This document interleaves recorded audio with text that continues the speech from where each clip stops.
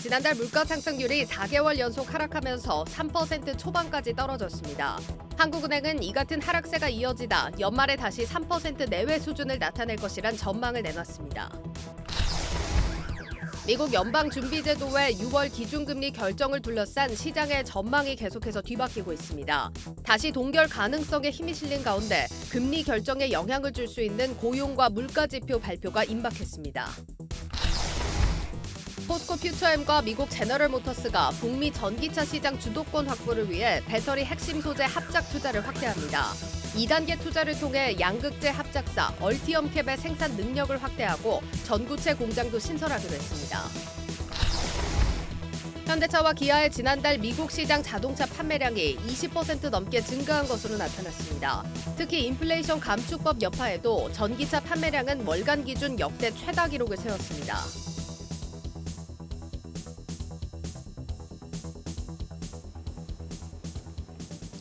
뉴스플러스 시작합니다.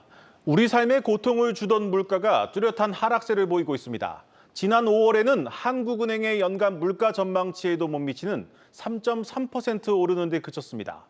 하락세는 분명한데 지난해 급등했던 에너지 가격이 제자리로 돌아가면서 생긴 착시 효과라는 분석도 있습니다. 한국은행은 하락하던 물가가 다시 올라 연말에는 물가 상승률이 3% 내외에 머물 것이라고 전망했습니다. 첫 소식 전민정 기자입니다. 소비자 물가가 3%대 초반으로 내려온 건 지난 2021년 10월 이후 1년 7개월 만입니다. 지난해 말부터 올 초까지 5에서 6%대를 넘나들던 물가는 2월부터 넉 달째 둔화세를 보이고 있습니다. 통계청은 앞으로 2, 3개월간 물가가 더 내려갈 수 있다는 전망을 내놨습니다. 조만간 한국은행의 물가 안정 목표치인 물가 상승률 2%대 진입을 눈앞에 두게 된 겁니다. 작년 물가 상승에 따른 기저 효과가 조금씩 사라지고 있고요. 또 국제 유가를 비롯한 국제 원자재 가격, 국제 상황, 환율 등의 불안 요인은 있을 수가 있겠지만 특별한 요인이 없다고 하면 당분간은 안정세를 보일 가능성이 높다고 봅니다. 하지만 물가 오름세가 꺾인 건 지난해 크게 올랐던 에너지 가격이 제자리를 잡으면서 나타난 착시 효과 때문이라는 분석도 나옵니다. 작년 이맘때 리터당 2,000원을 돌파했던 경유, 휘발유 가격은 현재 각각 1,400원, 1,500원대로 하락한 상황. 실제 지난달 석유류 가격은 3년 만에 가장 큰 폭의 감소세를 나타내며 전체 물가 상승률을 1%포인트나 떨어뜨렸습니다. 하지만 체감 물가는 여전히 고공행진 중입니다. 전기, 가스, 수도 등 공공요금은 1년 전보다 23%나 급등했고 외식 물가도 7% 가까이 올랐습니다. 또 최근 이어지는 물가 둔화세가 기조적인 흐름으로 바뀔 수 있을지도 불확실합니다. 한국은행은 소비자 물가 상승률이 올해 중반까지 뚜렷한 둔화 흐름을 보이다가 이후 다시 높아지면서 연말쯤 3% 내외를 나타낼 것이라고 예상했습니다. 근원 물가가 여전히 4%대로 높은 데다 내려가는 속도마저 더디다는 이유에서입니다. 정부도 국제 원자재 가격 변동성, 여름철 이상기후 가능성 등 불안 요인이 남아있다고 보고 에너지발 물가 상승 차단에 나섰습니다. 이른 더위와 전기요금 인상 등에 따라 에너지 비용 부담 완화를 위한 지원을 강화하고 7월부터 에너지 캐시백을 확대하여 전기 사용량을 전년 동월 대비 10%만 감축하면 전기요금이 인상 전 수준과 동일하게 되어 부담이 완화됩니다. 한국경제TV 전민정입니다. 미국의 부채 한도 상향 법안이 상하원을 모두 통과하면서 이제 투자자들의 시선은 6월 FOMC로 향하고 있습니다. 금리 동결 가능성에 힘이 실린 가운데 금리 결정에 영향을 줄 수 있는 미국 고용 지표가 오늘 밤 발표됩니다. 김보미 기자가 보도합니다. 오는 13일에서 14일로 예정된 6월 FOMC에서 미국이 금리를 동결할 것이란 전망이 우세합니다. 시카고 상품거래소 페드워치에 따르면 그 가능성만 무려 80%에 육박합니다. 몇몇 미 연준 인사들이 금리 동결 지지 의사를 드러내며 힘을 실어준 결과입니다. 하지만 미니애폴리스 연은 총재를 지냈던 코처 라코타 로체스터 교수 생각은 다릅니다. I really think the Fed should raise rates at this time. I really think the right question right now is 25 or 50. It's not 0 or 25. 노벨 경제학상 수상자인 토마스 사전트 뉴욕대 교수도 추가 인상 필요성을 내비쳤습니다. 고용 지표가 시장 예상보다 견고한 흐름을 보이는 가운데 물가 상승률 둔화 속도는 점점 느려지고 있기 때문입니다. 또 코처라코타 교수는 금리를 동결할 경우 금융시장 불안에 대해 연준이 우려하고 있다는 시그널을 줄 수 있다며 이는 더 큰 혼란을 가져올 수 있다고 경고했습니다. 각종 지표 흐름을 감안한 미국의 이상적인 금리 수준은 연 6에서 7%로 봤습니다. I'm thinking, well, given where inflation is, something like between 6 and 7% doesn't seem unreasonable in terms of the Fed funds interest rate. 이제 시장의 관심은 우리 시간으로 오늘 저녁에 나올 미국 노동부의 5월 고용 보고서로 향하고 있습니다. 앞서 발표된 ADP 보고서에선 5월 민간 고용이 시장 예상치를 크게 웃돌았습니다. 한국경제TV 김보미입니다. 오늘 주식시장 상황 점검해 보겠습니다. 증시 프리즘 신재근 기자와 함께합니다. 신 기자, 오늘 미국의 디폴트 리스크가 좀 사라지고 금리 동결 가능성이 좀 높아진 까닭일까요? 코스피가 2,600선을 돌파했군요. 맞습니다. 코스피는 전 거래일 대비 32.19포인트, 1.25% 오른 2,601.36의 거래를 마쳤습니다. 종가 기준으로 지수가 2,600선을 넘어선 것은 지난해 6월 9일 이후 약 1년 만입니다. 미국 부채 한도 협상이 잘 마무리되면서 최악의 상황, 디폴트 가능성을 피했고 또 6월 FOMC에서 금리 동결 기대감이 커지면서 이 위험 자산 선호도가 높아진 것으로 분석됩니다. 네. 지수를 끌어올린 주체는 단연 오늘도 외국인이었는데요. 외국인은 오늘만 현물과 선물을 합쳐서 1조 원 넘게 사들이면서 국내 증시에 대한 긍정적인 시각을 계속해서 이어나갔습니다. 환율도 큰 폭으로 떨어졌습니다. 오늘만 환율은 이제 15원 넘게 떨어졌는데 지난 3월 23일 이후 최대 낙폭입니다. 네. 급등한 종목 좀 살펴보겠습니다. 이 강성부 대표가 이끄는 이제 사모펀드 KCGI가 DB하이텍에 주주 서한을 보내서 DB가 오늘 상한가를 기록했습니다. 경영권 분쟁이 생긴 겁니까? 그렇습니다. 그럴 가능성이 이제 제기된 겁니다. 네. 이 DB는 먼저 이제 상한가로 이제 기록했고, 그다음에 DB하이텍은 5% 가까이 올랐습니다. 주가가 오른 것은 DB하이텍의 3대 주주로 있는 KCGI가 어제 DB하이텍 측에 주주 서한을 발송했기 때문인데요. KCGI가 DB하이텍 지분을 매입한 이후 주주 서한을 보낸 것은 이번이 처음입니다. 네. 이번 주주 서한을 계기로 DB하이텍 주주 가치가 높아질 것이란 기대감에 DB하이텍은 물론 최대 주주인 DB 역시도 오늘 주가가 큰 폭으로 뛰었습니다. DB는 DB하이텍 지분 12.42%를 갖고 있습니다. KCGI는 주주 서한에서 지배주주를 비롯한 경영진의 노력 부족으로 주주 권익이 무시되고 있다고 지적했습니다. 특히 DB하이텍이 사실상 지배주주의 개인 회사와 660억 원 규모의 내부 거래를 진행했다며 이를 진행함에 있어서도 적절한 절차를 거쳤는지 의문이라고 밝혔습니다. 그러면서 KCGI는 김준기 DB 창업회장을 겨냥해서 이 퇴진을 촉구를 했는데요. 김 창업회장이 이 사익을 추구한다고 보고 경영에서 물러나야 한다는 겁니다. 김준기 창업회장과 그의 아들인 김남호 현 DB그룹 회장 사이에 불화설이 나오는 점도 나오는 가운데 KCGI가 이 같은 요구를 한 겁니다. 네. KCGI와 DB하이텍의 최대 주주인 DB 간의 지분율 차이가 5%포인트에 불과하다는 점에서 향후 주주 제한을 넣고 지분 대결 가능성까지 점쳐지고 있습니다. 네, 앞으로 이 지분 대결까지 갈 수 있을지도 좀 궁금합니다. 앞으로 좀 상황이 어떻게 전개될 것이라고 예상되고 있습니까? KCGI가 DB하이텍 측의 지속적인 주주 협의, 즉 소통을 계속해서 요구하고 있는 만큼 DB하이텍 측이 이에 응할 가능성이 높다는 분석이 나오는데요. 네. 이미 세 차례나 이 KCGI가 주주 협의 공문을 보냈고 더 미룰 경우 회사 측이 주주와의 소통을 거부하는 것으로 비춰질 수 있기 때문입니다. 비슷한 사례로 앞서 KCGI는 오스템 임플란트에도 주주 서한을 보낸 바 있는데 이때 오스템 임플란트 측에서 관련 협의에 응한 바 있습니다. KCGI는 향후 DB하이텍의 자사주 소각을 요구할 계획입니다. KCGI 관계자는 DB하이텍 측의 자사주 처리를 강력하게 요구할 것이라며 이번 주주 서한을 통해서 회사 성장 전략도 들어볼 것이라고 말했습니다. 앞서 DB하이텍은 1,000억 원 규모의 자사주 매입 결정을 발표했는데요. 이때 매입 후 소각까지 이루어져야 진정한 주주 환원이라는 것이 KCGI 측 입장입니다. 네, 조금 더 좀 지켜봐야겠습니다. 오늘 이제 풍력 관련주 주가가 좀 크게 뛰었습니다. 특별한 오른 이유가 있습니까? 네, 상승률부터 먼저 소개해드리겠습니다. 효성중공업은 이제 8% 넘게 올랐고 한화솔루션과 CS 윈드 등도 이 강세를 보였습니다. 모두 이들 회사는 풍력 사업을 하고 있다는 공통점이 있는데요. 네. 바이든 행정부의 미국 인플레이션 감축법 시행에 따른 직접적인 수혜가 예상이 되고요. 또 그동안 급격한 금리 인상으로 수주가 지연되는 등 업황이 그리 좋지 않았는데 이제 앞으로 금리가 더 이상 오르지 않을 것이란 기대감이 커지면서 이 분위기가 달라지고 있습니다. 금리가 낮아지게 되면 조달 비용이 줄어들게 되는 만큼 이 풍력단지 건설에 드는 비용이 줄어들어서 투자에 용이하기 때문입니다. 네. 실제 최대 풍력 시장 중 하나인 미국은 연간 풍력 설치량이 올해 평균 5.3기가와트시에서 2년 뒤인 2025년에는 17.8기가와트시로 3배 넘게 늘어날 것이란 전망도 있습니다.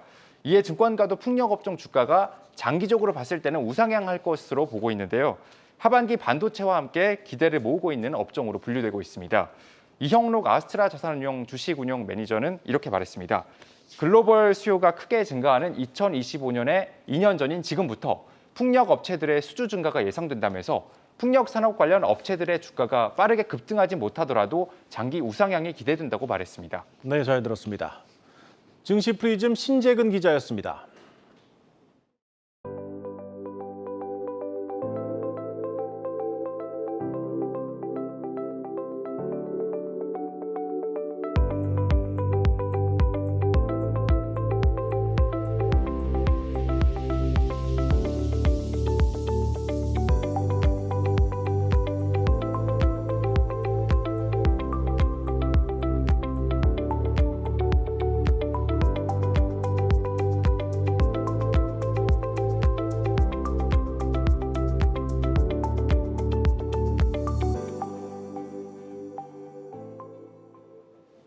한국항공우주산업 카이가 유럽에 이어 동남아에서 잇따라 대규모 수출 계약을 따내면서 주목을 받고 있습니다. 이 다목적 헬기인 수리온의 첫 수출 가능성도 점쳐지고 있습니다.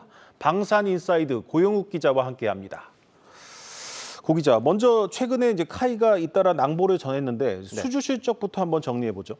네, 이제 좀 잘 모르시는 분들이 있을 것 같아서 좀 정리를 좀 해드리겠습니다. 네, 그 과거에 그 삼성항공우주산업과 현대우주항공 그리고 이제 대우중공업 이렇게 세 개 회사를 정부 주도로 합병해서 만든 기업입니다. 이 대한민국의 대표 항공 기업인 한국우주산업인데요.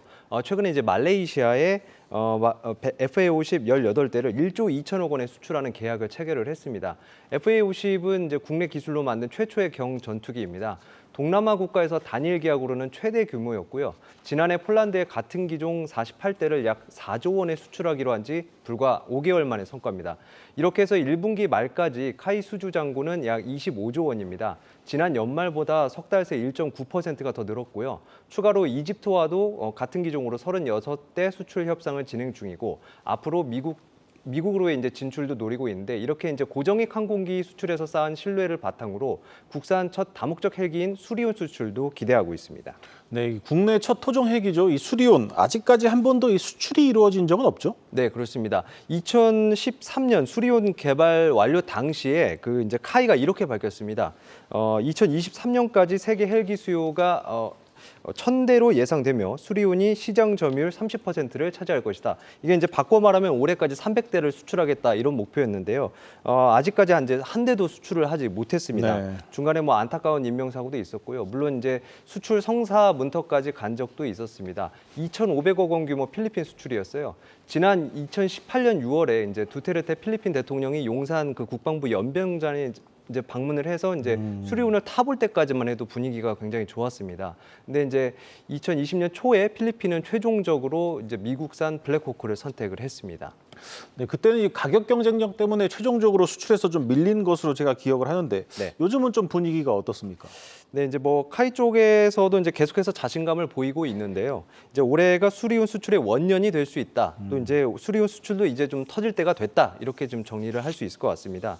그 강구영 카이 사장이 최근 이제 말레이시아에서 열린 국제 해양 항공 전시회 리마 2023에서 올해 안에 그 수리온 수출 여부가 확정될 수 있다고 말하기도 했는데요. 실제로 이제 당시 행사에서 각국 해군 그 관계자들이 상륙 공격 헬기처럼 다양한 해양 플랫폼으로 파생된 수리온에 관심을 보인 것으로 전해지고요. 비슷한 시기 이제 한경 스트롱 코리아 포럼에 참석한 윤종옥 카이 부사장 역시 같은 맥락의 발언을 했습니다. 네, 그렇다면 이런 발언들의 이제 근거가 뭔지도 궁금합니다. 구체적으로 어떤 나라로 첫 수출이 될 것으로 예상되고 있습니까? 네, 뭐 일단 수리온은 양산된 지 벌써 이제 10년이 넘었습니다. 이제 그동안 우리 군과 또 경찰, 소방헬기, 또 의료헬기 뭐 이렇게 다양하게 운용이 됐고요. 뭐 아시다시피 여러 가지 논란이 있었지만 그걸 다 극복을 했고 이제 성능도 다 입증이 됐습니다. 네. 이제 실제로 이제 카이는 여러 나라와 지금 수리온 수출 협상을 진행 중인 것으로 알려졌습니다. 카이 측은 이제 상대국이 있다 보니까 뭐 구체적으로 어느 나라인지는 밝힐 수 없다고는 했지만 FA50처럼 이제 카이에서 만든 다른 항공기를 도입한 그런 나라로의 수출 가능성이 높다고 설명했습니다. 이를 토대로 보면 이라크나 말레이시아, 필리핀, 폴란드 같은 나라를 꼽아볼 수 있는데요. 사실 여기서 이제 이라크 같은 나라는 과거에도 수리온 수출하면 이제 빼놓지 않고 등장하는 뭐 그런 곳인데요. 뭐 요즘 신조어로 말하면 만년 떡밥이라고도 이제 부를 수 있겠습니다만 네. 이 방산 세일즈라는 게 오랜 시간 관계를 형성하고 또 이제 공을 들여야 실제 수출 성과로 이어지는 것인 만큼 이런 나라들로 수출 가능성이 높다고 볼 수 있겠습니다. 네, 그렇다면 이제 수리온을 수출하게 되면 경제적인 파급 효과는 어느 정도 있을 것으로 예상이 되고 있습니다. 네, 수리온 1,000억 원을 수출을 했을 때 이제 생산 유발 효과가 1,850억 그리고 부가가치 유발 효과가 600억입니다. 이제 이걸 합치면 한 2,450억이 되겠죠. 그리고 네. 이제 취업 유발 효과가 614명이고요. 이제 그럼 뭐 1,000억 원이면 도대체 이제 몇 대를 파는 거냐 이렇게 이제 좀 질문을 하실 수도 있을 것 같은데 이거는 이제 뭐 기체 옵션을 뭘로 하냐, 무장은 어떤 거를 다냐, 또 이제 후속 군수 지원은 뭐 어떻게 하냐 이런 패키지를 이제 어떻게 구성하느냐에 따라서 다르고요. 뭐 3대가 될 수도 있고 4대가 될 수도 있고 뭐 그렇습니다. 그래서 이제 참고로 아까 이제 말씀드렸던 그 필리핀 2,500억 그 수출권 같은 경우에는 한 10대 정도였습니다. 네, 그렇군요. 전 세계적으로 이제 좀 K 방산에 대한 이제 분위기가 괜찮은데 수리온의 경쟁 상대는 그럼 어떤 헬기들입니까? 네, 뭐 방위사업청에 이제 따르면은 이제 에어버스 헬리콥터가 만든 슈퍼푸마와 그리고 이제 앞서 필리핀 수주전에서 수리온을 밀어냈던 블랙호크가 이제 어떻게 보면 대표적인 동급 경쟁 기종입니다. 슈퍼푸마는 이제 수리온을 만들 때 참고를 했던 원형 모델이고요. 유럽판 블랙호크입니다. 여기에 에어버스 헬리콥터가 만든 또 다른 이제 헬리콥터 H175M도 이제 수출 경쟁에 뛰어들었는데요. 항속거리나 이제 비행 시간 면에서 수리온보다는 한 수 위입니다. 이 기종들이 이제 모두 오랜 시간 운영이 되면서 기술적 신뢰성이 검증이 됐고 또 이제 글로벌 공급망도 갖춰져 있습니다. 그러니까 다시 말하면 이제 만만치 않은 경쟁자들이다 이렇게 좀 설명을 드릴 수 있을 것 네. 같고요. 또 이제 그 기종을 바꾸면 조종사를 훈련도 다시를 해야 되거든요. 우리 입장에서는 이제 유럽 헬기나 미국 헬기를 예전부터 사용했던 이런 국가들을 대상으로 이런 이제 그 잠금 효과를 깰 수 있는 적극적인 지원이 필요한 상황입니다. 네, 잘 들었습니다. 방산인사이드 고영욱 기자였습니다.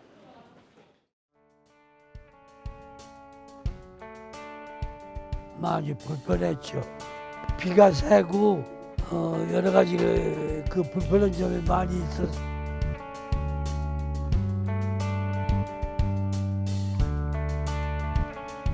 나라를 위해 헌신하신 유공자분들이 어려운 환경에서 거주하는 모습을 보면 안타까운 마음이 듭니다. 매년 한 곳이라도 환경을 개선해 나가는 것이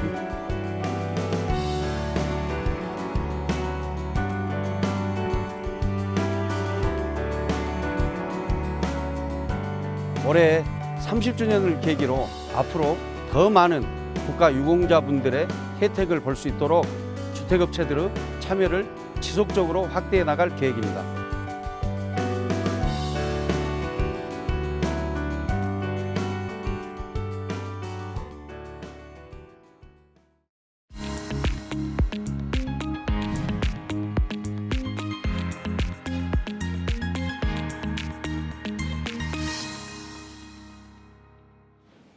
네, 이랜드그룹 전 사업 부문 실적이 좀 고르게 성장하면서 호실적을 이어가고 있습니다. 올해도 실적 호조세를 이어가는 한편에 글로벌 패션 사업을 공격적으로 확장한다는 계획을 제시했습니다. 이 내용 산업이부 김예원 기자와 함께 살펴보겠습니다. 김 기자, 이랜드가 지난해에 이어서 올해 1분기도 실적이 좋았죠? 네, 올해 1분기 이랜드그룹은 매출 1조 2,727억 원, 영업이익 648억 원을 냈는데요. 전년 동기와 비교하면 매출은 9% 늘었고 영업이익은 무려 514% 늘었습니다. 지난해 2019년 이후 3년 만에 매출 5조 원을 돌파한 이후 실적이 좀 고공행진하고 있는 건데요. 네. 패션, 외식 사업 등 주력 계열사가 모두 선전한 영향입니다. 네, 뭐 이랜드 하면 사실 많은 부문이 있겠지만 패션 사업이 가장 먼저 떠오르긴 하거든요. 매출 기여도도 가장 높죠. 네, 맞습니다. 이랜드 그룹의 주력 사업은 크게 패션, 유통, 외식으로 나눌 수 있는데요. 매출 비중은 올해 1분기 기준 패션이 5, 유통 3, 외식 2 정도입니다. 지난해 패션 부문 매출만 3조 원을 넘겼는데요. 주요 브랜드들이 줄줄이 최대 실적을 낸 덕분입니다. 뉴발란스, 스파오, 미소, 후아유 등이 모두 최대 실적을 기록했고요. 패션업계에선 통상 연매출 1,000억 원을 넘으면 메가 브랜드라고 칭하는데 이랜드는 이 메가 브랜드를 3개나 보유한 셈입니다. 그렇네요. 아메리칸 캐주얼을 내세운 브랜드 후아유도 올해 매출 목표가 1,000억 원인데 이미 올해 5월 기준 전년 같은 기간 대비 매출이 30% 이상 늘기도 했습니다. 이게 리오프닝 시기랑 맞물려서 의류 구매가 늘어난 영향이 컸다 이렇게 봐야겠죠? 네, 맞습니다. 외출이 잦아지면서 아무래도 의류 소비 수요가 좀 증가했고요. 네. 또 이와 함께 금리 인상과 고물가로 지갑이 얇아진 소비자들이 좀 가성비를 내세우는 이랜드 브랜드를 찾은 점도 주요했다는 분석입니다. 코로나19 기간 동안은 이른바 보복 소비가 많았죠. 해외여행길이 막히면서 상대적으로 주머니가 좀 넉넉해지자 고가 패션에 좀 눈을 돌렸었는데 네. 최근엔 물가 인상으로 좀 소비 여력이 떨어지면서 출근 등 좀 일상복에선 비교적 저렴한 SPA 브랜드나 중저가 브랜드로 좀 수요가 몰리는 겁니다. 그래서 불황에 강한 이랜드다 이런 얘기가 나오는 것 같네요. 다음은 이제 외식 사업 부문도 한번 볼 텐데 지난해 흑자 전환에 성공했더라고요. 네, 이랜드의 외식 사업을 담당하고 있는 이랜드 이츠가 지난해 60억 원의 영업이익을 내며 흑자로 좀 전환했었는데요. 네. 대표 브랜드가 바로 뷔페 체인 애슐리입니다. 코로나 기간 동안은 뷔페 가기 꺼려하는 분들이 좀 많이 계시다 보니 이랜드 이츠의 실적도 좀 줄곧 악화됐었는데요. 지난해 매출은 코로나 이전인 2019년을 뛰어넘으며 본격 좀 회복을 시작했습니다. 네, 뭐 지금 통계가 나오고 있지만 적자폭이 600억 원대였는데 지금 빠르게 좀 흑자 전환에 성공을 한 것 같거든요. 체질 개선에 성공을 한 영향이 있다 이렇게 봐야겠죠? 네, 맞습니다. 이 기간 동안 2020년부터 단행한 수익성 개선 사업이 좀 성과를 내고 있는 건데요. 부실 점포는 좀 빠르게 철수를 했고요. 또 이제 메뉴도 기존 80종에서 200종으로 늘렸습니다. 그리고 또 지금 이 물가가 많이 오르고 있는 동안 가성비로 좀 다시금 주목을 받고 있기도 합니다. 비교적 저렴한 가격으로 다양한 음식을 맛볼 수 있는 중저가 뷔페로 좀 사람들이 몰리는 건데요. 올해 1분기에도 이 애슐리 퀸즈 전 점포의 매출이 작년보다 35% 늘었거든요. 이제 신도시 지역에서는 평일 저녁에도 1시간 이상 대기해야 할 정도다 이렇게 보이는데요. 네. 월 매출이 5억 원 이상인 매장 수도 팬데믹 기간엔 하나도 없다가 지난달 6개까지 좀 많아졌습니다. 현재 애슐리 퀸즈 매장이 전국에 62개인데 최근 인기에 힘입어 올해 80개까지 늘릴 계획입니다. 알겠습니다. 자, 지금 패션도 그렇고 외식 사업도 그렇고 고물가에 오히려 소비자들의 선택을 받는 것 같습니다. 이런 가운데 이랜드가 올해 패션 사업을 더 확장하겠다 이런 계획도 발표를 했어요. 네, 맞습니다. 이랜드가 지난 1월 이제 한중 패션 총괄 대표로 최훈식 대표이사를 좀 선임을 했는데요. 중국 시장을 시작으로 글로벌 사업을 좀 본격 확장하겠다는 계획입니다. 가장 핵심은 SPA 브랜드 스파오를 이제 글로벌 브랜드로 만들겠다는 건데요. 현재 중국에서 직진출 매장 1개, 일반 매장 11개를 운영 중인데 이 일반 매장을 모두 직진출 매장으로 바꾸겠다는 겁니다. 원래 중국에서는 이제 한국과 다른 전용 상품을 설계해 좀 판매하는 방식이었는데 올해부터는 한국의 상품을 그대로 중국에 가져와서 팔겠다는 거고요. 그간 독립해서 운영하던 패션 사업을 좀 통합해서 효율화도 가능하고 또 한국의 제품을 그대로 팔아도 되겠다 이런 확신도 좀 있었다고 합니다. 네. 이와 함께 뉴발란스 키즈 매장도 기존 220개에서 올해 2배가량 늘릴 예정이고 후아유도 올해 직진출을 앞두고 있습니다. 네, 이게 글로벌 사업 확장 계획은 좋긴 한데 중국이라는 점이 좀 마음에 걸리긴 합니다. 중국에서 뭐 한한령이 다시 부활하는 거 아니냐 이런 우려도 커지고 있는 시점이어서 중국 사업 어떻게 될 걸로 보입니까? 네, 한한령이 좀 부활할 조짐을 좀 보이면서 네. 아무래도 투자비나 고정비가 많이 드는 직진출에 대한 우려 섞인 시선이 좀 나오기도 하는데요. 이랜드는 중국에서 꾸준히 좀 직영 형태로 매장을 운영해왔고 이미 직영점과 직고용 판매사원 등 인프라를 좀 갖췄기 때문에 크게 이렇게 투자 없이도 직진출이 가능하다는 입장입니다. 다만 이랜드가 최근 주채무 계열 기업군으로 지정이 되면서 재무 건전성에 대한 시장의 우려가 좀 제기가 되는데요. 올해 1분기 기준 총 차입금이 4조 원대이고 1년 내 갚아야 하는 유동성 차입금의 비중이 높은 것도 좀 부담입니다. 회사 측은 이에 대해서 부채 비율을 100% 중반대를 유지하고 있어 이제 재무 건전성에는 문제가 없다면서도 이렇게 확장 또한 무리한 차입을 통해 진행하지 않고 수익성 관점으로 좀 진행하겠다 이렇게 밝혔습니다. 네, 잘 들었습니다. 산업 2부 김예원 기자였습니다.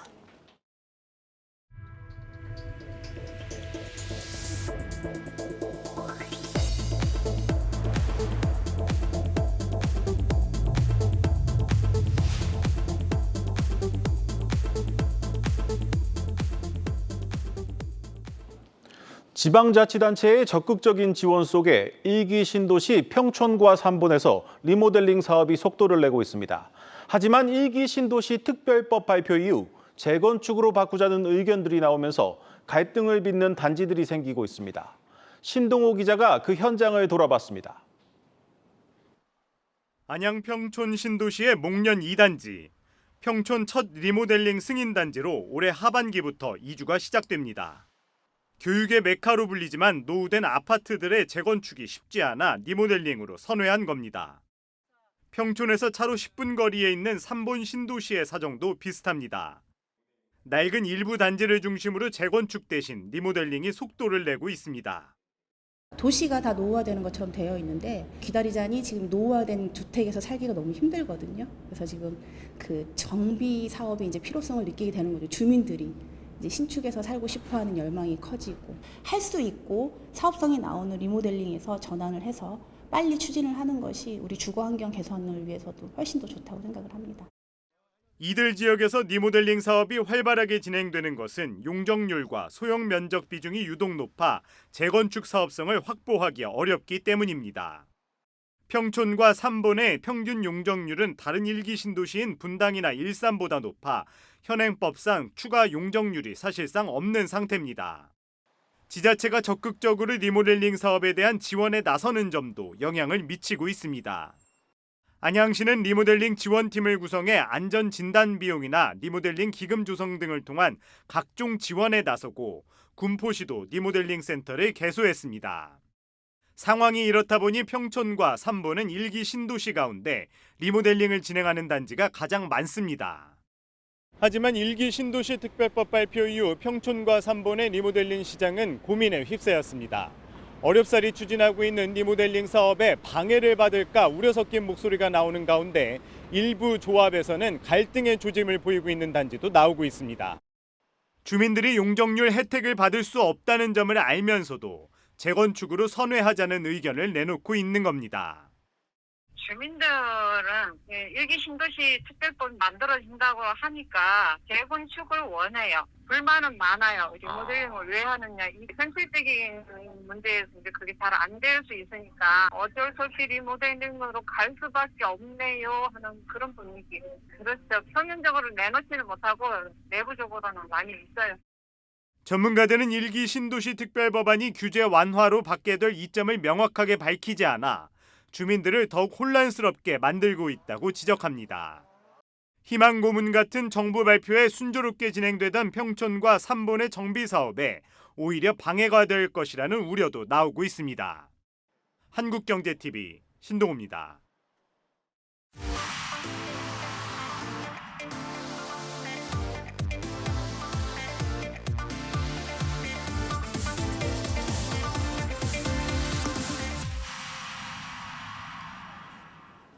네, 고웨스트 시간입니다. 최근 미국 증시 대표 테마주로 꼽히는 전기차 그리고 AI 섹터에 대해서 주가 과열을 경계해야 한다 이런 목소리가 나오고 있습니다. 이 내용 박찬희 기자와 함께 사안 보겠습니다. 박 기자 어떤 얘기 나오는지 전기차 섹터부터 좀 볼까요? 네, 오늘 첫 번째 키워드는 제풀에 지친 전기차로 꼽아봤습니다. 네.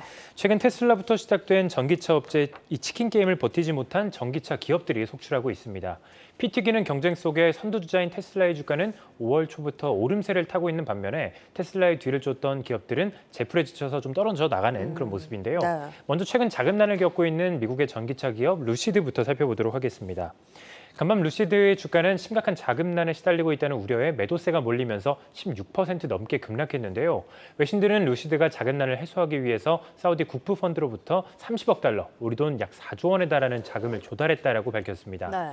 루시드는 성명을 통해서 사우디 퍼블릭 인베스트먼트 펀드가 18억 달러 규모의 루시드 신주를 매입하기로 했다라고 전했습니다. 만약 성명 내용대로 진행이 된다면 사우디 퍼블릭 인베스트먼트 펀드는 루시드의 지분 60%까지 소유하게 되는데요. 네. 관계자에 따르면 주식 배정은 이달 26일에 마감될 예정입니다. 이와 함께 루시드는 12억 달러 규모의 신주 일반 공모도 함께 진행한다고 밝혔는데요. 이렇게 돼 루시드가 자금난에 시달리고 있다는 것이 확인이 되면서 투자 심리가 좀 꺾이면서 주가가 급락했습니다. 네, 일단 자금 모집은 성공했어도 기초 체력에 대한 의문이 생기면서 주가 급락한 것 같습니다. 네. 근데 문제는 루시드뿐만 아니라 리비안도 주가가 좋지 못했어요. 맞습니다. 간밤 전기 트럭 회사 리비안의 주가는 개장 이후 5%까지 급락을 했다가 좀 낙폭을 줄이고 1% 하락세로 네. 마감을 했는데요. 리비안은 지난 2021년 11월에 증시에 상장된 직후를 제외하고 꾸준히 계속해서 약세를 보이고 있습니다. 상장 직후 주가가 강세를 보였던 것은 그 2021년 말 당시에 증시 주도주가 전기차 업종이었기 때문인데요. 리비안 주가가 좀처럼 회복되지 못하는 것에 대해서 전문가들은 상장 이후 계속된 인플레이션 우려와 이에 대한 연준의 긴축 정책으로 경기 침체가 좀 우려가 되면서 고가의 전기 픽업 트럭 수요가 줄었기 때문이다라고 분석을 했습니다. 리비안의 주가는 올해에도 20% 가까이 급락했습니다. 네. 한편 월가에서는 리비안의 주가의 연일 하락한 것에 대해서 최고치 대비 90% 넘게 주가가 좀 하락하자 머지않아 나스닥 100 지수에서 퇴출될 것이다라는 전망까지 나왔습니다. 간밤 JP모건은 보고서를 통해서 나스닥 100 지수는 월말에 상장사 주가가 시가총액 기준으로 지수에서 차지하는 비중이 2달 연속 0.1% 미만이 되면 지수에서 제외한다라고 전했는데요. 리비안이 지수에서 차지하는 비중은 지난 4월과 5월 말에 각각 0.1%를 밑돌았습니다. JP모건은 오늘 16일에 리비안이 지수에서 퇴출될 것이다라고 내다봤는데요. 리비안을 대신해서 이 나스닥 100 지수에 상장될 기업으로는 반도체 회사 온세미컨덕터를 꼽았습니다. 네, 참 리비안도 기대가 컸던 기업인데 이런 결과를 보여서 좀 안타깝다라고 표현을 할 수밖에 없을 것 같습니다. 다음 전기차 기업도 볼 텐데 이게 끝이면 좋은데 니콜라도 좋지 못해요. 맞습니다. 상장 전부터 말도 많고 좀 탈도 많았던 기업입니다. 전기 수소 트럭 회사 니콜라도 간밤 8% 가까이 급락해서 0.57달러의 거래를 마쳤습니다. 앞서 니콜라는 지난 25일 나스닥으로부터 최소 입찰가 요구사항을 충족시키지 못했다라는 이유로 상장 폐지 경고 통지를 받았는데요. 나스닥 상장사들은 종가 기준으로 주가가 30거래일 동안 연속 주당 1달러 아래에서 거래가 되면 상장 폐지 경고 대상이 되기 때문입니다. 니콜라는 지난 4월 11일 이후 1달러를 회복하지 못하고 있는 상황입니다. 규정에 따르면 니콜라는 경고일로부터 6개월 안에, 그러니까 180일 안에 최소 10거래일 연속으로 1달러 이상으로 거래가 되어야 하는데요. 이에 따라 니콜라의 마이클 로셀러 CEO는 주주 투표를 통해서 역주식 분할 방법을 승인받은 뒤에 주가를 끌어올리는 방안을 검토한다라고 밝혔지만 오히려 투자 심리가 위축이 되면서 주가는 더 하락했습니다. 역주식 분할은 이 기존 주식수를 줄여서 주당 가격을 높이는 그런 방법을 말하는데요. 네. 이 밖에 또 다른 전기트럭 제조회사인 로즈타운 모터스도 나스닥으로부터 이 상장 폐지 경고를 받았는데 이 로즈타운 모터스는 역주식 분할을 통해서 주가를 1달러 위로 끌어올렸었지만 자금난 속에 약세가 계속해서 이어지고 있는 상황입니다. 네, 이런 가운데 테슬라는 3거래일째 200달러 선을 좀 상회하면서 견고하게 지켜나가는 모습이라서 좀 씁쓸합니다. 자, 어쨌든 세 기업이 시간외에서는 상승 전환을 했으니까 내일 개장 상황 좀 지켜볼 필요가 있겠습니다. 자, 다음 키워드로 넘어가 보죠. AI 관련주들인데 어떤 얘기 나옵니까? 네, 대표 AI 관련주 중 하나인 C3AI가 간밤 어닝 쇼크를 기록하면서 주가가 13% 급락했습니다. 1분기 실적은 예상치에 부합을 했지만 시장 예상치를 밑도는 가이던스를 제시했기 때문입니다. C3AI가 발표한 이 전망치는 2억 9,500만 달러에서 3억 2천만 달러 사이였는데요. 이는 시장에서 올해 매출 전망치로 제시한 3억 2,100만 달러를 크게 밑돈 겁니다. C3AI는 이 대기업과 정부기관의 AI 앱을 납품하면서 생성형 AI의 대표 수혜주로 분류가 되면서 올해에만 주가가 250% 넘게 폭등을 했지만 높아진 시장 눈높이에 맞추지 못하면서 실망 매물이 쏟아진 겁니다. 네, 정말 옥석 가리기가 시작되는 것 같은데 투자자들 주의가 필요하겠네요. 맞습니다. 월가에서는 지난해 전기차에 이어서 올해 AI 열풍에 휩싸여서 묻지마 투자가 좀 늘어나고 있다면서 네. 투자들의 각별한 주의가 필요하다라고 지적을 했습니다.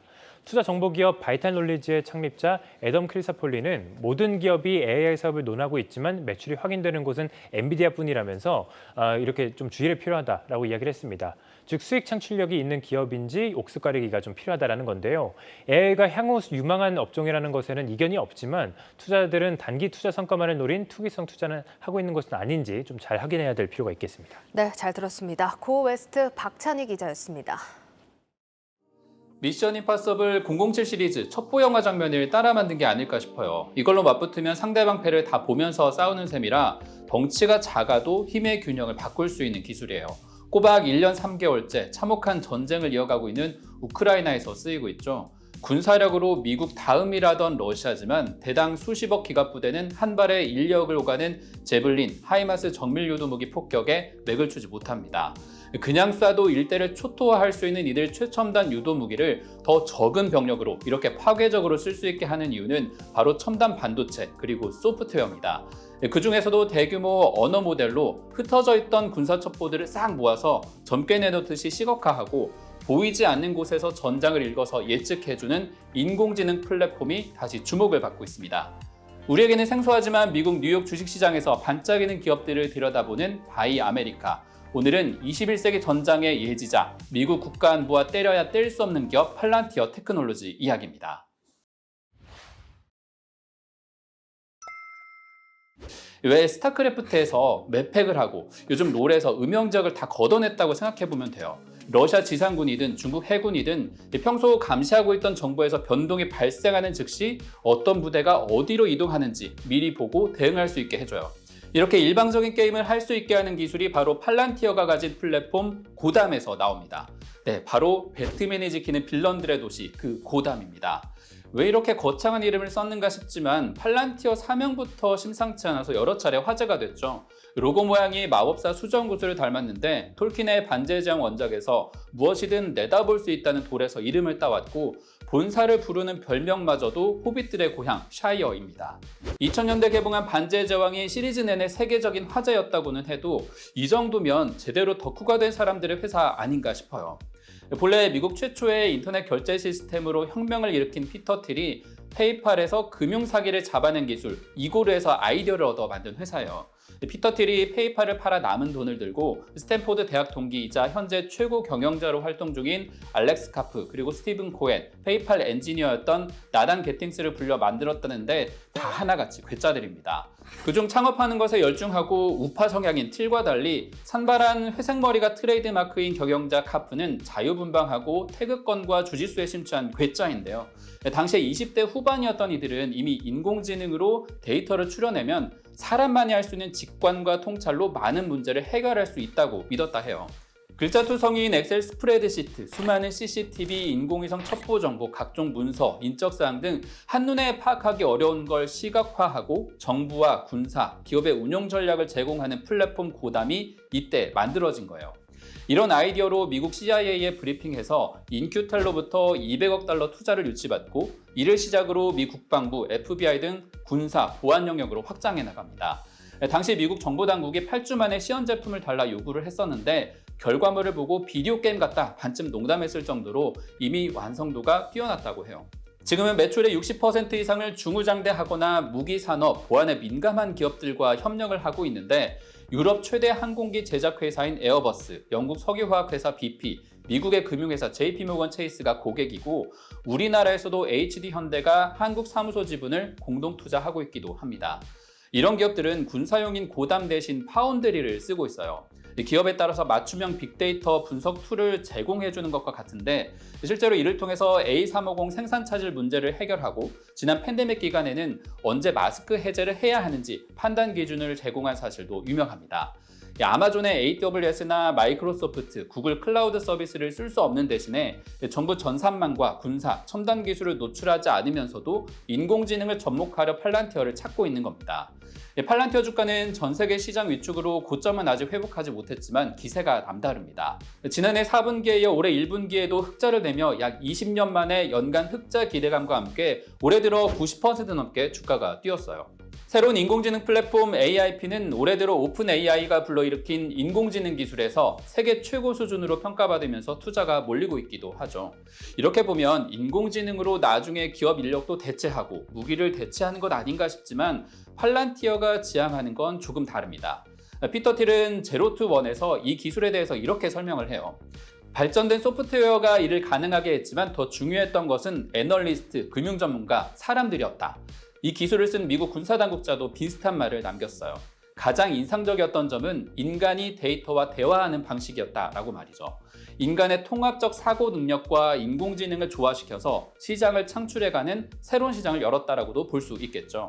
그런데 군사적 긴장에서 우위를 점할 수 있게 하거나 고도화된 첨단 제품 생산을 매끄럽게 이끌어내는 면에서 꼭 사야만 할 것 같은 기업인데 그렇지 않은 면도 있습니다. 팔란티어가 투자자들에게 가장 취약한 건 기업 경영자와 일반 주주가 공통의 목표를 갖기 어렵다라는 겁니다. 이 회사에는 클래스 A, 클래스 B, 그리고 의결권이 49.999%에 달하는 클래스 F 차등 의결권 주식이 존재합니다. 틸과 카프, 코헨 이렇게 창업자 3인이 외부 주주에 흔들리지 않고 경영하겠다는 이유로 등급을 나눴는데 이미 막대한 자본을 가진 이들은 공모시장에서 주가가 내려도 딱히 손해볼 일이 없는 위치에 있습니다. 또 조심스러운 건 범죄를 없애고 지정학적인 위기 속에서 미국을 지키는 역할로 포지셔닝했지만 결국은 장사수단일 뿐이라는 지적도 여전합니다. 미국 경찰들이 번호판 식별하는 기술을 소개해드린 적이 있는데 이걸 단시간에 해결하는 실질적인 플랫폼이 팔란티어에서 나옵니다. 몇 해 전만 해도 이민자 정보 식별로 크게 논란을 빚었는데 장사하려고 국민, 시민들 개인정보 팔아먹느냐라는 비판에서 여전히 자유롭지 못하죠. 여기에 인공지능 기술의 장기적인 성장과 수익화에 대한 의문도 붙습니다. 월가의 시각도 아직은 회의적인데요. 이달 초 기준 시티와 도이치뱅크는 매도, 제프리스 등은 중립 의견을 유지 중이고요. 자, 여러분은 어떻게 보고 계세요? 알렉스 카프는 올해 한 포럼에서 중국과 러시아 위협에 대비해 인공지능 소프트웨어에 국방 예산 1%는 투자해야 한다라고 말하기도 했습니다. 전쟁을 더 벌이고 사업할 기회를 달라라는 장사치 말로 들리기도 하지만 미래 전쟁의 불안이 커지는 지금 방위 산업을 보완할 방법, 인공지능 플랫폼에 마땅한 선택지가 없다라는 걸 보여주는 말처럼 보이기도 합니다.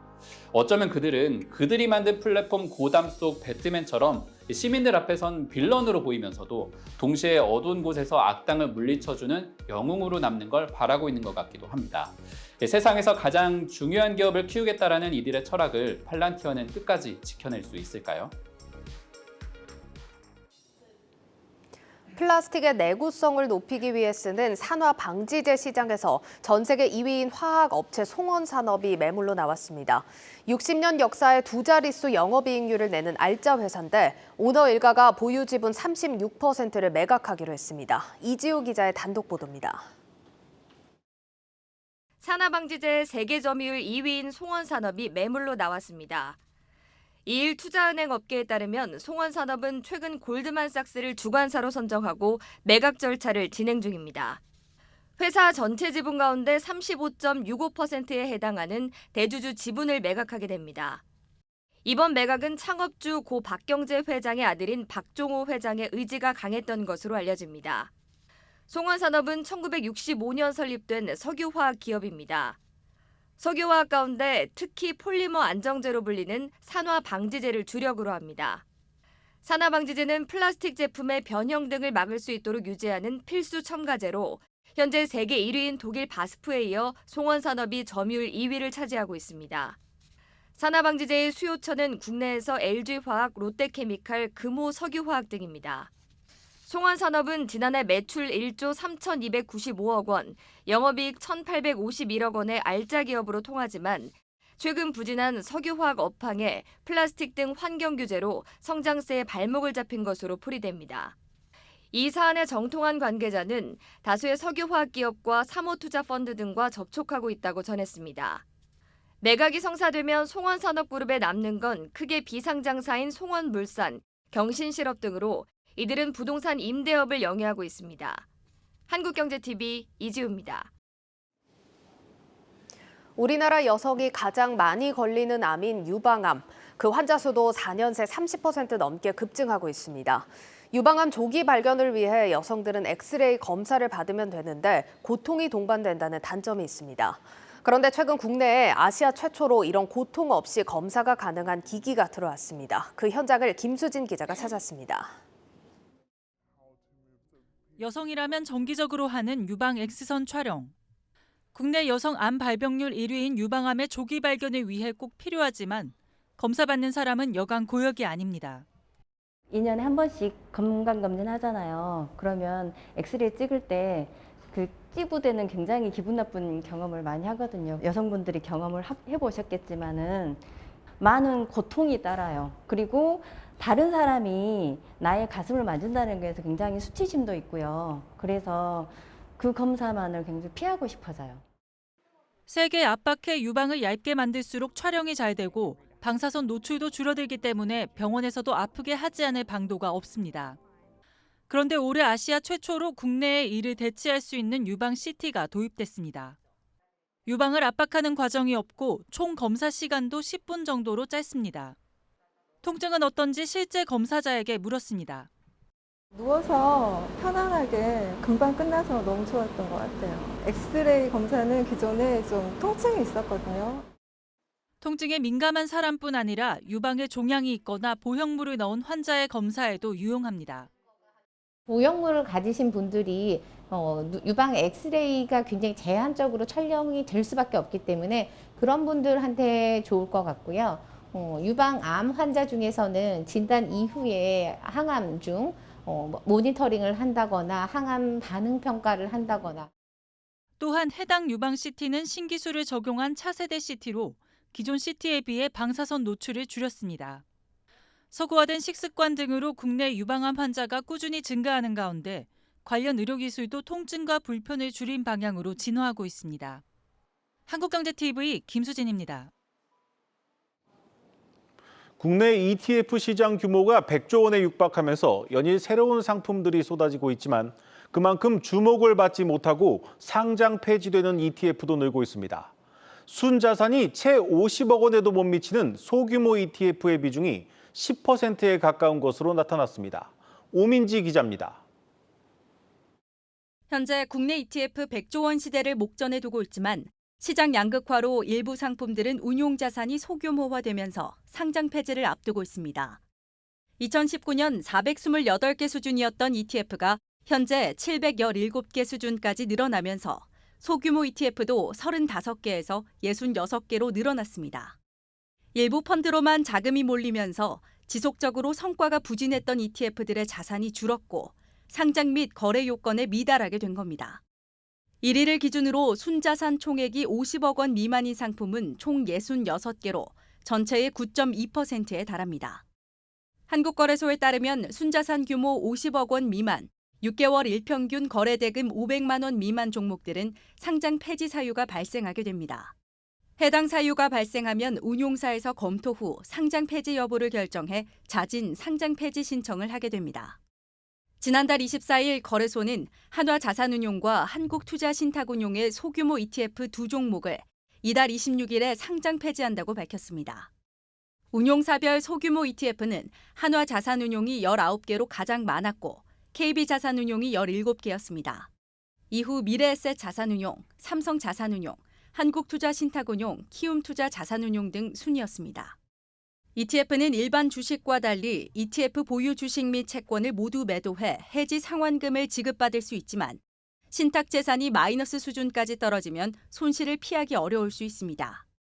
자산운용 업계에서는 비인기 소규모 ETF가 늘어나면 운용이 방치되면서 펀드 수익률이 악화하는 등 악순환 구조를 보일 수 있어 운용 효율성을 위해 소규모 ETF 정리를 적극적으로 임하겠다는 입장입니다. 에이스 싱가포르 리츠 채권 혼합형 ETF 경우에는 순자산 총액이 28억 원 수준입니다. 그래서 소규모 펀드에 해당돼서 이번에 정리하게 됐고요. 앞으로도 운용의 효율성을 위해 소규모 펀드 비율을 조절할 예정입니다. 소규모 ETF의 상장 폐지가 일반 주식에 비해 어느 정도 손실 보전이 가능하지만 유동성이 줄면서 원하는 시점에 매매하기 어려워질 수 있어 투자자들의 지속적인 관찰은 필요한 부분입니다. 한국경제TV 오민지입니다. 미국과 중국의 갈등이 당분간 계속될 것으로 전망되는 가운데 베트남과 인도네시아 같은 신흥국 시장이 좋은 투자 대안으로 주목받고 있습니다. 정호진 기자입니다. 미국과 중국 간의 지정학적 갈등 속 글로벌 공급망 재편에 따른 반사이익이 기대되는 신흥국 시장이 투자 대안으로 급부상하고 있습니다. 한국투자신탁운용의 김찬영 디지털 ETF 마케팅 본부장은 향후 성장이 기대되는 대표적인 국가로 베트남을 꼽았습니다. 베트남으로의 외국인 직접 투자는 굉장히 계속 빠르게 늘고 있습니다. 그래서 이제 중국으로 투자할 분량들이 대부분 또 베트남으로 옮겨지는 분위기도 저희가 감지를 할 수 있고요. 베트남 거래소도 최근에 여름쯤에 올해 여름께 이제 베트남 그 주식거래 시스템 자체를 대대적으로 이제 업그레이드를 예상을 하고 있어서 증시 자체가 리레이팅 될 가능성이 높다. 저희는 그렇게 판단하고 있습니다. IMF는 올해 베트남의 실질 GDP 성장률이 중국에 비해 0.6%포인트 높은 5.8% 수준으로 예상하는데 우리나라에 비해 4배 가까이 높습니다. 실제 베트남 증시 시가총액 상위 30개 종목으로 구성된 VN30 지수는 등락을 반복하면서도 7% 넘게 상승 중입니다. 김 본부장은 풍부한 천연자원을 보유한 인도네시아 역시 하반기부터는 부각될 수 있을 것으로 봤습니다. 인도네시아는 2차 전지 핵심 소재인 니켈의 세계 최대 보유국인데 이처럼 풍부한 자원을 보유한 국가는 인플레이션 구간에서도 선방할 수 있다는 설명입니다. 탄탄한 자원을 가지고 있는 국가는 아무래도 이제 물가가 굉장히 높은 인플레이션 구간에서 아무래도 이제 투자자들의 이제 러브콜을 받을 확률이 높다. 그래서 이제 성장과 자원 이 두 가지 키워드를 통해서 이제 신흥국 중에 좀 괜찮은 국가들을 골라보는 것도 올해 좋은 전략이라고 할 수 있을 것 같습니다.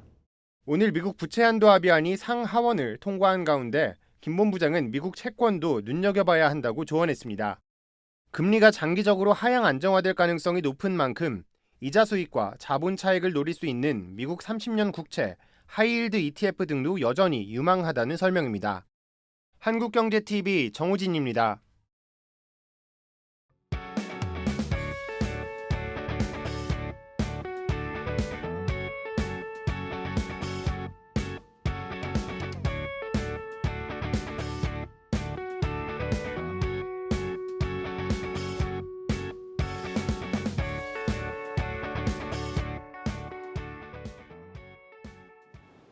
내일자 한국경제신문 미리 살펴보겠습니다. 첫 번째 기사입니다. 지난해 한국의 1인당 국민소득이 1년 전보다 오히려 감소했다는 내용의 기사입니다. 지난해 1인당 명목 국민총소득 GNI는 32,886달러로 지난 2021년보다 7.4% 감소했습니다. 이는 글로벌 금융위기 영향으로 10.4% 감소한 2009년 이후 최대 감소폭입니다. 이에 따라 우리나라의 1인당 국민소득은 20년 만에 처음으로 대만에 역전당했습니다. 다음 기사입니다. 올해 사상 최고가를 기록한 소 가격이 내년에 더 오를 것으로 보인다는 내용의 기사입니다. 미국의 주요 소 생산지에 가뭄이 들면서 생산 비용이 늘어나고 인플레이션까지 덮친 영향입니다. 미국 시카고 상품거래소의 살아있는 송아지 선물 가격은 이미 지난 4월 사상 최고가를 경신했습니다. 소고기 가격이 급등하면서 외식 식료품 물가를 끌어올릴 것이란 우려가 나오고 있습니다. 뉴스플러스 오늘 준비한 순서는 여기까지입니다. 시청해주신 여러분 고맙습니다.